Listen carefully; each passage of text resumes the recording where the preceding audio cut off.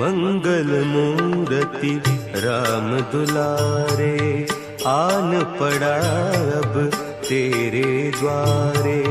हे बजरंग बली हनुमान, हे महावीर करो कल्याण, हे महावीर करो कल्याण। तीनों लोक तेरा उजियारा, दुखियों का तूने काज संवारा। तीनों लोक तेरा उजियारा, दुखियों का तूने काज संवारा। हे जगवंदन केसरी नंदन, हे जगवंदन केसरी नंदन। कष्ट हरो हे कृपा निधान, कष्ट हरो हे कृपा निधान। मंगल मूर्ति राम दुलारे, आन पड़ा अब तेरे द्वारे। हे बजरंग बली हनुमान, हे महावीर करो कल्याण, हे महावीर करो कल्याण। जय बजरंगबली, जय श्री राम। प्रिय भक्तों, हनुमान गाथा चैनल में आपका स्वागत है।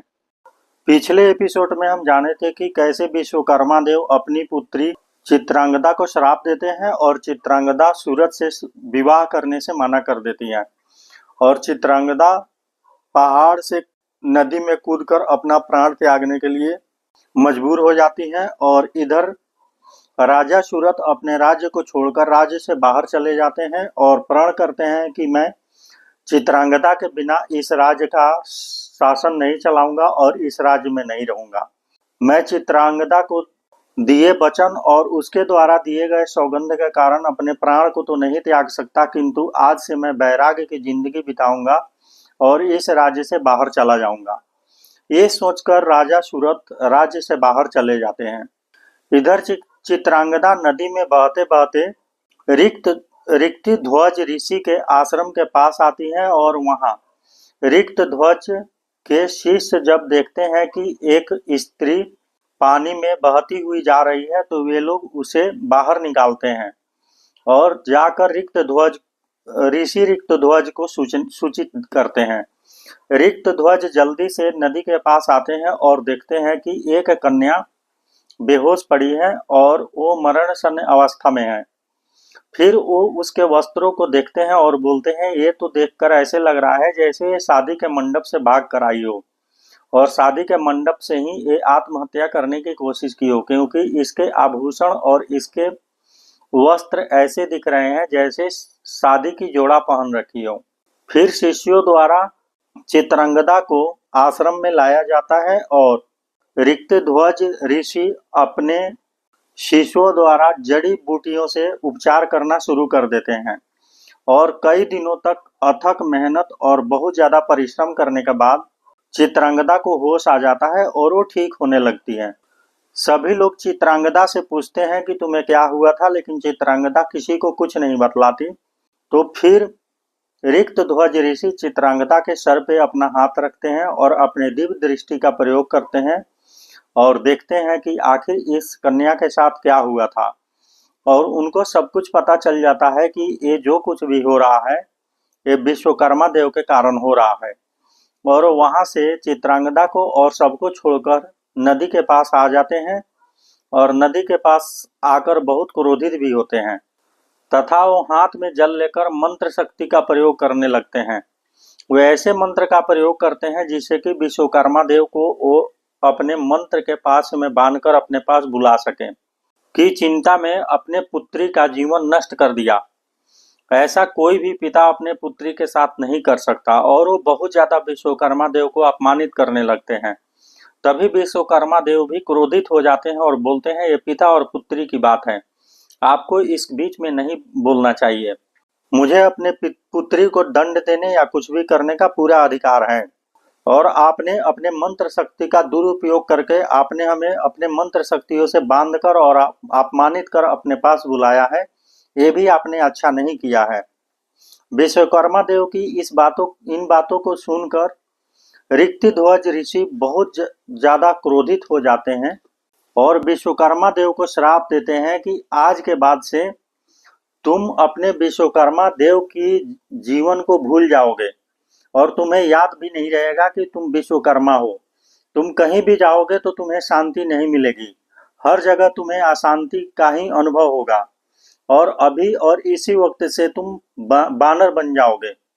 मतंग ऋषि मारुति को बतलाते हैं कि तब से विश्वकर्मा देव बानर के रूप में आ गए हैं और उन्हें शांति नहीं मिलती, इसीलिए वो उत्पात करते हैं और लोगों पर हमला भी करते हैं और उनको अपने पूर्व जीवन का कोई भी अनुभव और याद नहीं है और उनको ये भी याद नहीं है कि वो विश्वकर्मा देव है। मारुति मतंग ऋषि से पूछते हैं फिर इसका क्या उपाय है। मतंग ऋषि मारुति को बतलाते हैं कि यदि विश्वकर्मा देव अपनी पुत्री का कन्यादान अपने हाथों से करे तो उनकी स्मृति वापस हो जाएगी और जो कुछ वो भूल रहे हैं वो सब उनको याद हो जाएगा और उनकी वो शांति भी मिलने लगेगा तथा उन्हें ये भी याद हो जाएगा कि वो विश्वकर्मा देव हैं। किंतु बानर शरीर से फिर भी उनको मुक्ति नहीं मिलेगी। फिर मारुति मतंग ऋषि से पूछते हैं लेकिन बानर शरीर से मुक्ति के लिए उनको क्या करना होगा। मतंग ऋषि बतलाते हैं उसके लिए उनका विवाह होगा और धरती पर जब उनकी संतानें हो जाएगी तब उनको बानर शरीर से मुक्ति मिल सकता है। इधर मुक्ति बानर जामंत जी पर हमला कर देते हैं और जामंत जी के साथ दोनों की बहुत ज्यादा युद्ध होती है, एक दूसरे पर गदा प्रहार करते हैं। कुछ समय बाद जामंत जी मुक्ति बानर को पकड़ लेते हैं और पकड़कर एक जाल में बांधकर और एक गुफा में लेकर जाते हैं और वहां गुफा में बंद कर देते हैं और पानी पीने के लिए नदी के पास जाते हैं। नदी के पास से वापस आते हैं और गुफा में मुक्ति बानर के साथ मारुति का इंतजार कर रहे होते हैं। इधर मारुति ऋक्तध्वज ऋषि के आश्रम में आते हैं और आश्रम में आकर महर्षि ऋक्तध्वज से चित्रांगदा के बारे में पूछते हैं। फिर साध्वी भी रहती है और वहीं पे चित्रांगदा भी रहती है। फिर मारुति बोलते हैं ठीक है मैं उसी कुटिया के पास जा रहा हूँ। मारुति जब वहां जाते हैं तो चित्रांगदा से मिलते हैं और चित्रांगदा को बतलाते हैं कि मैं रास्ता भूल गया हूँ इसीलिए मुझे यहाँ आना पड़ा, यदि आपका आदेश हो तो मैं आपके आश्रम में कुछ समय के लिए रुक जाऊं। फिर चित्रांगदा मारुति को रहने के लिए बोल देती हैं और मारुति वहीं रुक जाते हैं और मारुति देखते हैं कि चित्रांगदा तो बिल्कुल भक्ति में डूबी हुई है और उसे संसार से कोई मतलब ही नहीं है। वो जितनी भी साधुएं हैं सबको आसक्ति वैराग के बारे में तरह तरह की बातें बतलाती हैं और दिन रात भगवान का चिंतन करती है और भजन करती है। मारुति सोचते हैं जब तक चित्रांगदा को वैराग से मोड़कर संसारी नहीं बनाया जाएगा तब तक वो शादी करने के लिए तैयार नहीं होगी और जब तक चित्रांगदा और राजा सूरत की शादी नहीं होगी तब तक कैसे विश्वकर्मा देव कन्यादान कर पाएंगे और उनकी स्मृति वापस आ पाएगी।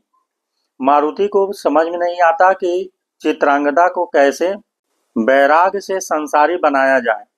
फिर थोड़ी देर में मारुति नारद जी को बुलाते हैं और नारद जी के कान में कुछ बोलते हैं और नारद जी को समझाते हैं कि हमें कुछ नाटक करना है और इसमें मुझे आपका सहयोग चाहिए। नारद जी इसके लिए तैयार हो जाते हैं।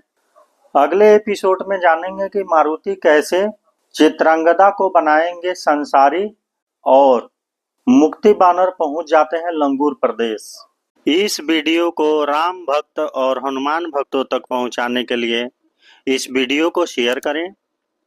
अगर आपको इस वीडियो से कुछ नया जानने को मिला हो तो इस वीडियो को लाइक करें और आगे की कहानी लगातार जानने के लिए हनुमान गाथा चैनल को सब्सक्राइब करें। नमस्कार।